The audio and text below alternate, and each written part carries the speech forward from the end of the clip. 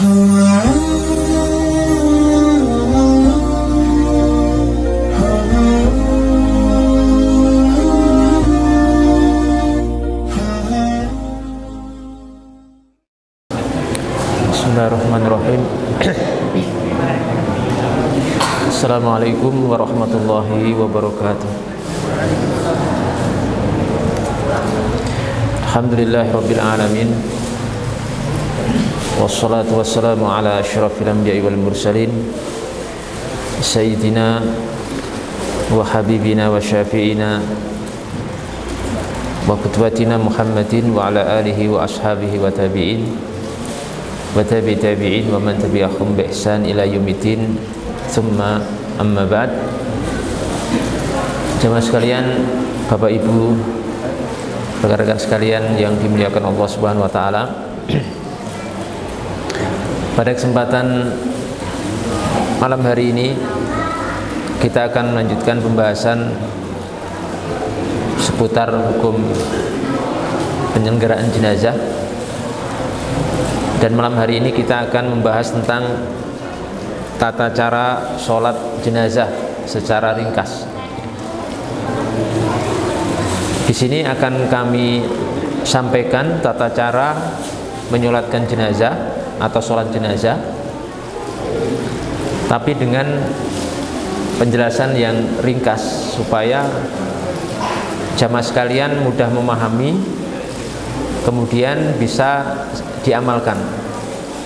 Jadi kita tidak akan membahas secara detail ya pendapat-pendapat para ulama, kemudian dalil-dalil secara terperinci, begitu tidak. Tapi akan kami sampaikan secara ringkas saja supaya mudah dipahami. Bagi yang ingin mengetahui atau memahami masalah ini secara detail beserta dalil-dalilnya bisa merujuk ke kitab-kitab fikih yang mutawwal atau kitab fikih yang luas pembahasannya. Insya Allah nanti akan didapatkan keterangan yang lebih luas di situ. Karena harapan kita, karena ini kita menghadapi masyarakat umum, jadi ilmu yang kita sampaikan adalah ilmu ringkas. Ya, kita ingin mudah dipahami dan untuk segera diamalkan. Jadi jamaah sekalian yang dimuliakan Allah Subhanahu wa taala, salat jenazah itu hukumnya fardu. Hukumnya wajib. Fardunya adalah fardu kifayah. Fardu kifayah.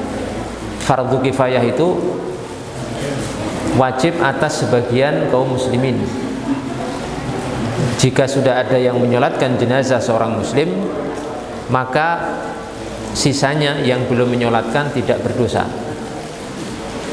Tapi misalkan di daerah tersebut tidak ada seorang pun yang menyolatkan jenazah seorang muslim yang wafat waktu itu, maka seluruh kaum muslimin di tempat itu mendapatkan dosa.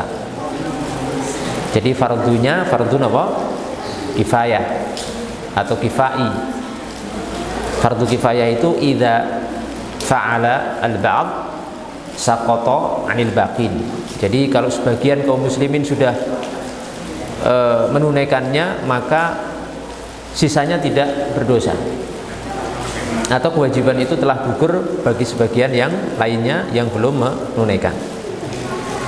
Itu pertama yang harus kita pahami dalam penjelasan masalah sholat jenazah.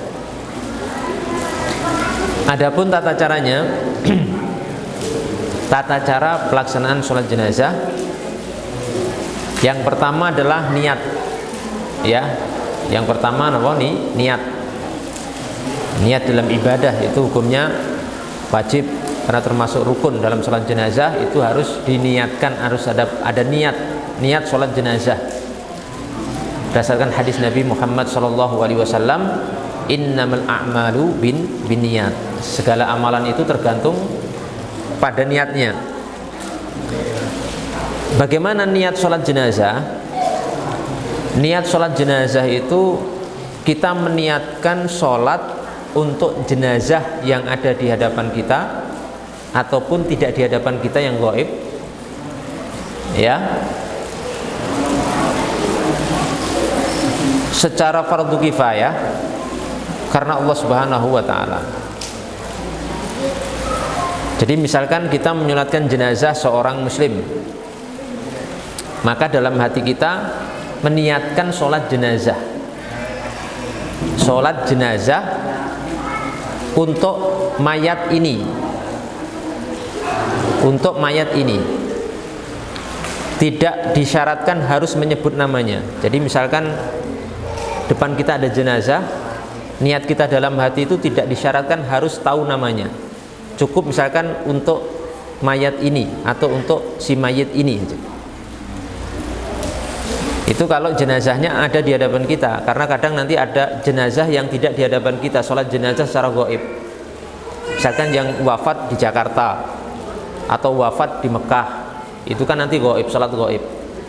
Cukup diniatkan saya sholat jenazah untuk mayat ini atau mayit ini atau jenazah ini. Kalau mau disebutkan namanya juga boleh.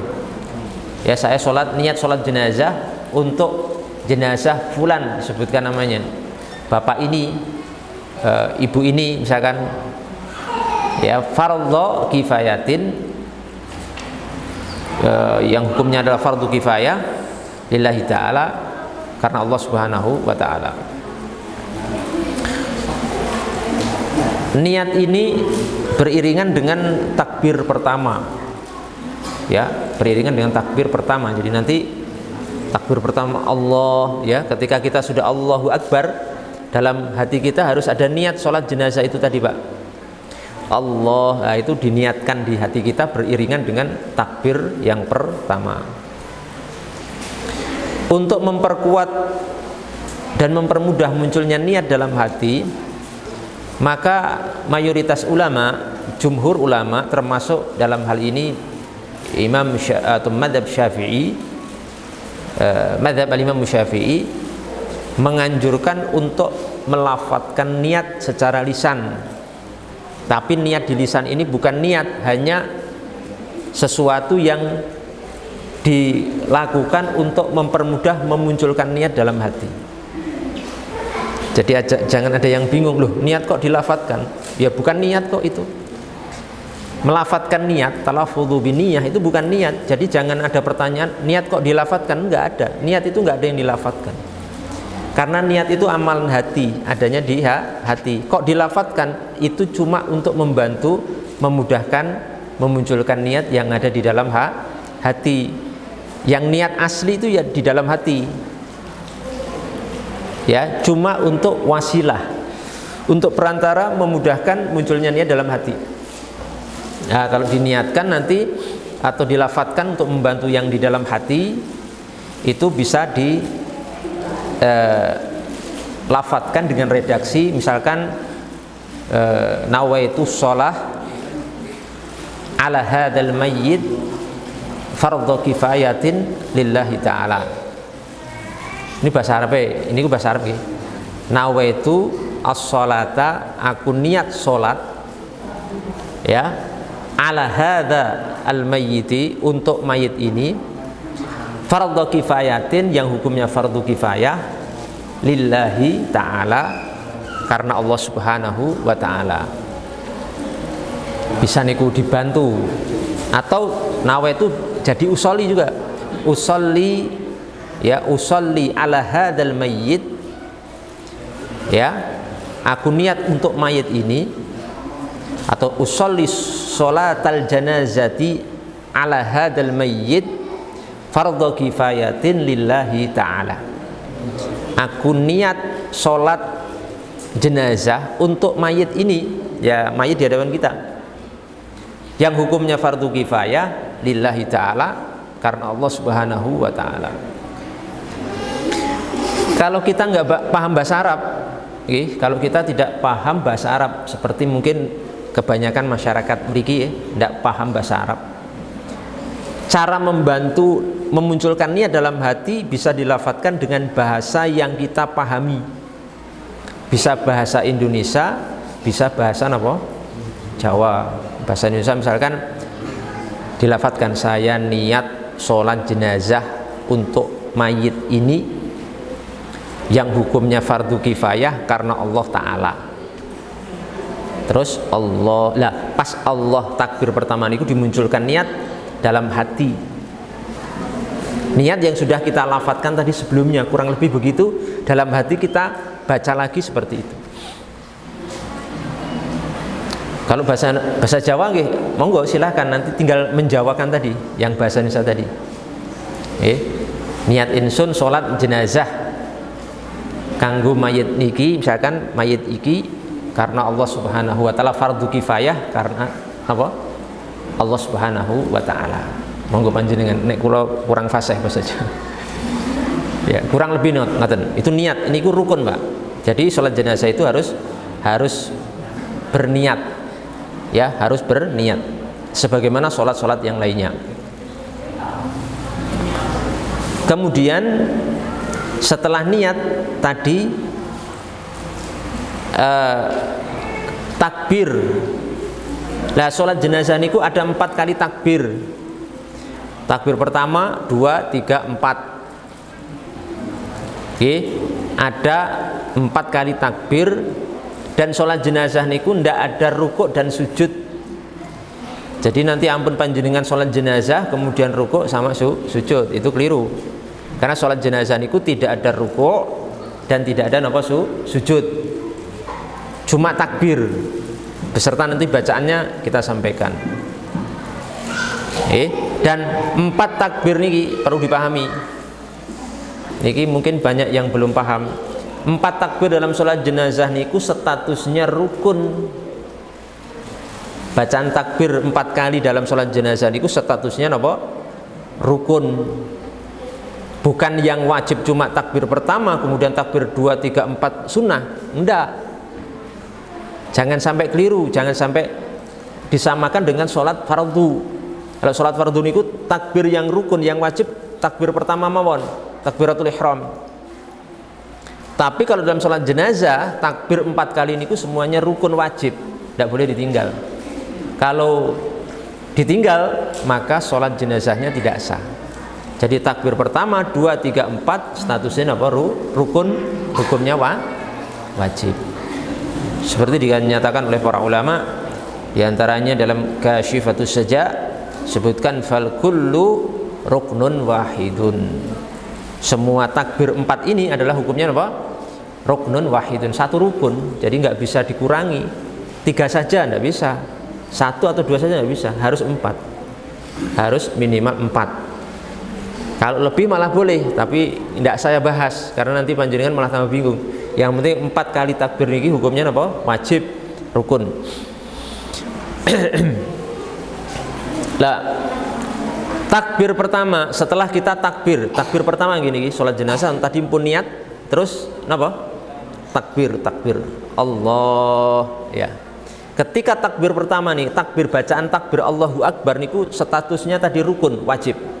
Lah, disunahkan untuk mengangkat tangan setentang bahu, setentang bahu, sepadan dengan bahu tingginya di seluruh takbir. Kalau mengangkat tangannya statusnya apa? Sunnah. Yang mengangkat tangan tidak hanya takbir pertama, tapi takbir pertama, kedua, 3, dan 4. Karena dinukil oleh para ulama sebuah riwayat atau athar dari ba'du sahabah, dari sebagian sahabat radhiyallahu ta'ala anhum yang mereka mengangkat tangan ketika bertakbir dalam sholat jenazah. Jadi misalnya ini takbir pertama nggih. Allah, lah ini diangkat, Pak. Ini diangkat tangan setentang bahu, setinggi bahu. Ya, jadi dari bawah Allah, terus diletakkan di atas pusar di bawah dada. Allahu Akbar. Melafadzkan takbirnya dimulai di awal gerakan dan diselesaikan di akhir gerakan. Jadi ngeten. Allahu Akbar. Ngoten. Jangan ngeten. Allahu Akbar. Ah, itu keliru. Atau ngeten. Allahu Akbar. Nah, ini juga keliru. Tapi mengikuti gerakan. Karena itu zikir gerakan, takbir itu zikir gerakan. Allahu Akbar. Nek niki belum selesai, jangan dibarkan dulu, jangan diselesaikan takbirnya. Mengikuti gerakan. Di bawah dada, di atas pusar. Niku takbir pertama. Dan nanti disunahkan mengangkat tangan niku di seluruh takbir. Takbir pertama, kedua, tiga, empat. Tidak hanya takbir pertama. Karena adanya riwayat sebagian sahabat yang mempraktekkan sholat jenazah, yang tentunya itu lahu aslun, memiliki asal dari Nabi Muhammad SAW, dan itu namanya mursal sahabah. Mursal sahabah. Dan itu mursal sahabati yu'mal bih. Mursal sahabat itu diamalkan. Setelah takbir pertama, apa yang dibaca? Yang dibaca niku adalah apa? Surah Al-Fatihah. Napa? Surat Al-Fatihah. Allahu Akbar. Langsung surah Al-Fatihah. Tidak disunnahkan membaca doa iftitah. Jadi mboten enten doa iftitah. Kalau sholat-sholat biasa kan enten apa? Doa iftitah kan. Kalau sholat jenazah tidak ada doa iftitah, langsung surah Al-Fatihah. Allahu Akbar, langsung. Disunahkan ta'awudz. A'udzubillahi minasyaitonirrajim. Bismillahirrahmanirrahim. Alhamdulillahirabbil alamin arrahmanirrahim sampai waladhdallin. Terus disunahkan membaca napa? Amin. Karena Al-Fatihah niku dimulai dari basmalah, diakhiri waladhdallin. 7 ayat. Basmalah niku termasuk Al-Fatihah. Jadi ampun tidak dibaca.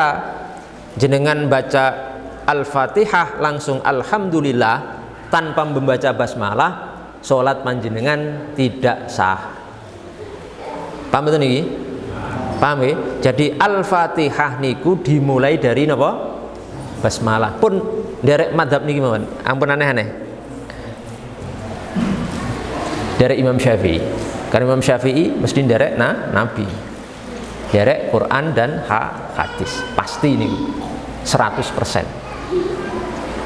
Basmalah, a'udzubillahi minasyaitonirrajim, basmalah sampai waladhdallin, terus napa? Amin. Niku rakaat pertama. Dan sholat jenazah niku sifatnya sirriyah, dibaca pelan, tidak boleh dikeraskan seperti sholat maghrib tadi. Nah, sholat maghrib kan imamnya banter gitu, dikeraskan. Bismillahirrahmanirrahim, kan banter. Nek sholat jenazah niku tidak dikeraskan Pak, bacaannya dilirihkan. Jadi ampun jenengan nanti semangat ngimami sholat jenazah dikeraskan, keliru. Tapi disirkan, dipelankan. Yang mendengar dirinya sendiri. Bismillahirrahmanirrahim. Alhamdulillahirabbil alamin. Yang mendengar diri kita sendiri. Niku takbir pertama. Setelah takbir pertama, setelah surah Al-Fatihah tidak disunnahkan membaca surat pendek, tidak ada. Al-Fatihah tok. Oke, tidak ada doa iftitah, tidak ada surat setelah surah Al-Fatihah. Al-Fatihah mawon untuk takbir pertama. Dan setelah takbir ampun ruku. Karena memang sholat jenazah niku tidak ada ruku kali sujud. Jangan sampai keliru. Karena dulu saya punya kawan niku terlalu semangat, jadi sholat jenazah untuk datang semangat banget. Nek rukuk sujud semangat pede kan niku terlambat. Teman saya niku terlambat, sholat jenazah pun selesai. Dia tamu maksudnya. Semangat nyolat ke jenazah, rukuk sujud. Ya niku tidak pas. Jadi tidak ada rukuk, tidak ada napa sujud. Setelah membaca Al-Fatihah, terus takbir kedua Pak. Terus takbir kedua. Sami caranya sama. Allahu Akbar, angkat tangan lagi. Dan takbir niki hukumnya rukun kedua niki, wajib. Setelah takbir kedua niku membaca napa? Sholawat, membaca sholawat kepada Nabi Muhammad sallallahu alaihi wasallam. Kalau panjenengan termasuk orang yang susah menghafal, susah mengingat, baca sholawat terpendek mawon. Yang paling pendek Allahumma sholli ala sayyidina Muhammad. Wes niku mawon. Mangapal niku. Nek panjenengan termasuk yang kurang bisa menghafal, kurang bisa mengingat, maka baca sholawat yang terpendek. Redaksi ini tadi Allahumma sholli ala sayyidina Muhammad. Ya Allah, berilah sholawat kepada sayyidina, penghulu kami, Nabi Muhammad sallallahu alaihi wasallam. Ini yang terpendek. Maka ini khusus bapak-bapak, ibu-ibu ingkang mungkin umurnya sudah sepuh nggih, maka niku ambil yang terpendek mawon. Niku gampang diapalke gitu. Terus mungkin misalnya panjenengan sholat jenazah, menyolatkan keluarga ataupun tetangga, diambil sholawat yang paling pendek mawon. Allahumma sholli ala sayyidina Muhammad.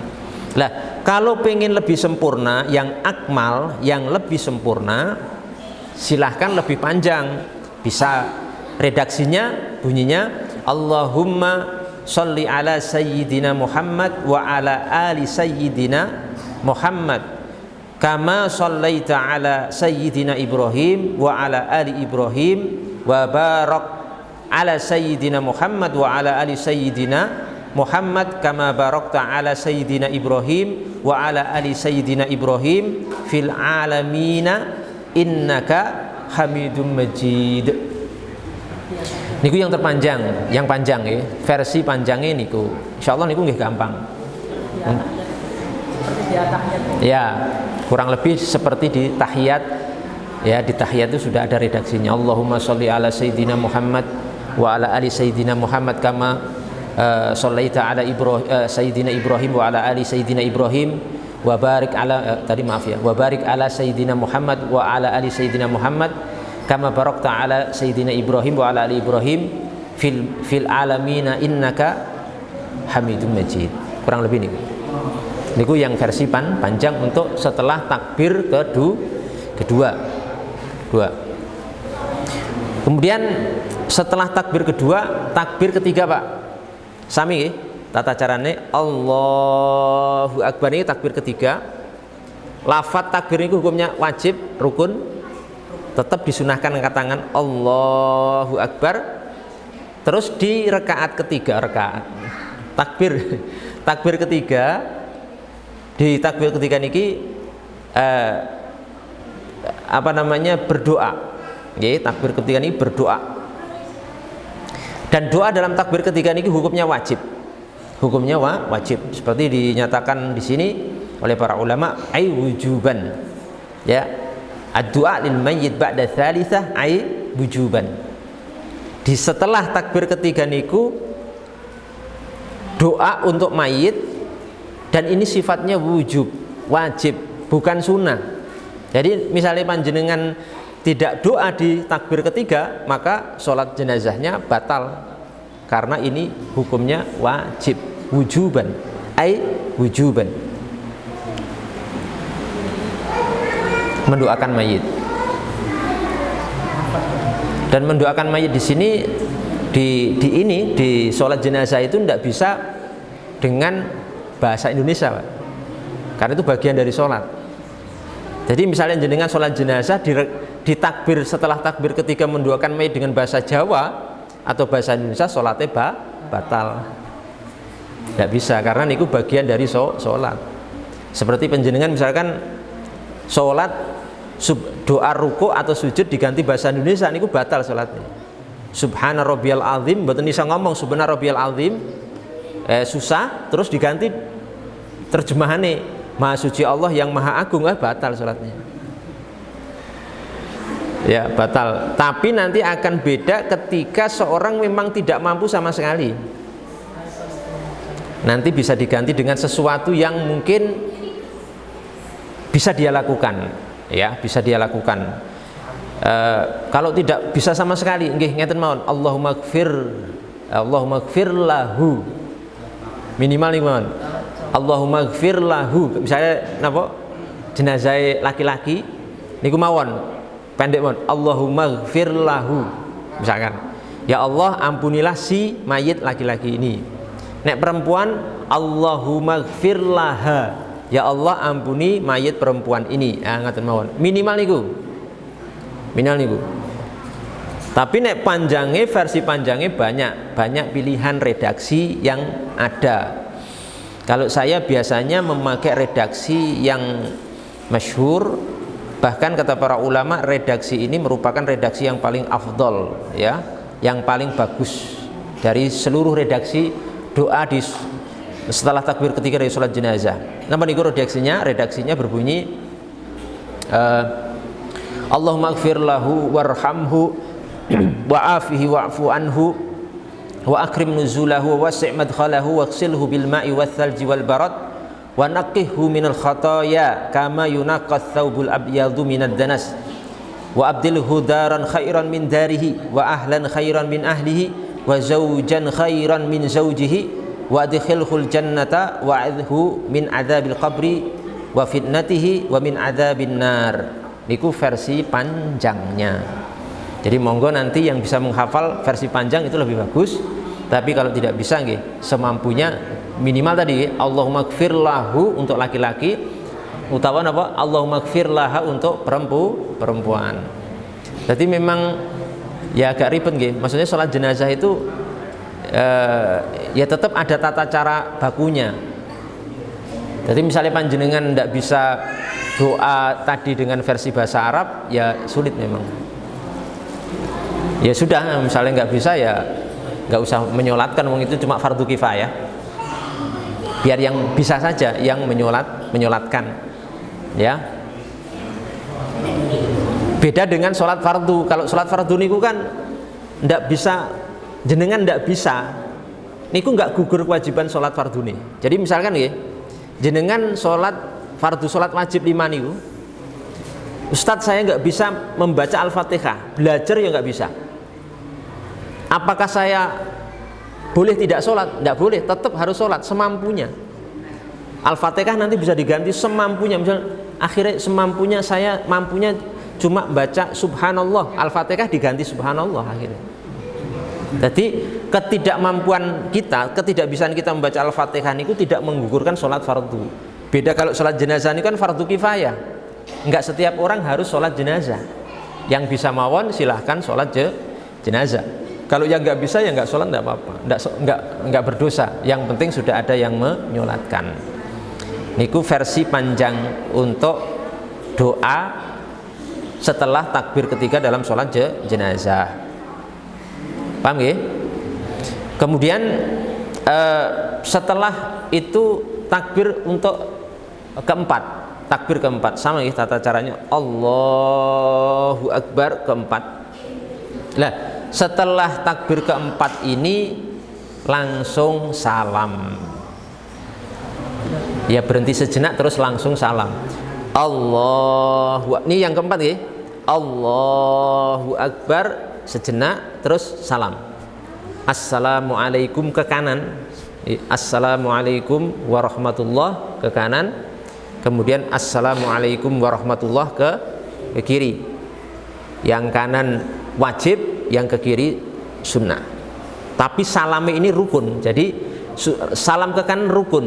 Nah, jenengan sholat jenazah tanpa diakhiri salam, maka sholat jenazahnya tidak sah. Jadi harus salam ke kanan, assalamualaikum warahmatullah sekali. Kalau yang ke kiri tidak apa-apa. Kalau yang ke kiri hukumnya sunnah. Jadi untuk setelah takbir keempat itu tidak ada doa, tidak ada bacaan. Menurut pendapat yang kuat ya, yang standar, yang mu'tamad ya, disebutkan di sini li'annahu la yajibu ba'da rabi'ati syai'un. Karena setelah takbir keempat itu tidak ada bacaan apapun. Jadi setelah takbir keempat langsung salam. Salame tadi ya, yang ke kanan rukun, kalau yang ke kiri hukumnya apa? Sunnah. Setelah itu selesai. Pun selesai. Bisa dipahami jamaah sekalian tata cara niki, tata cara sholat jenazah yang sudah kami sampaikan niki, paham nggih? Mudah-mudahan bisa dipahami. terus nanti bisa dipraktekkan kalau ada jenazahnya. Kalau belum ada ya nunggu ada kan, belum ada ya nunggu dulu atau mungkin mau dipraktekkan, yang mau siap jadi jenazah juga boleh, siap jadi jenazah nanti bisa dipraktekkan. Tapi kurang lebihnya apa yang sudah kami sampaikan itu insya Allah sudah mencukupi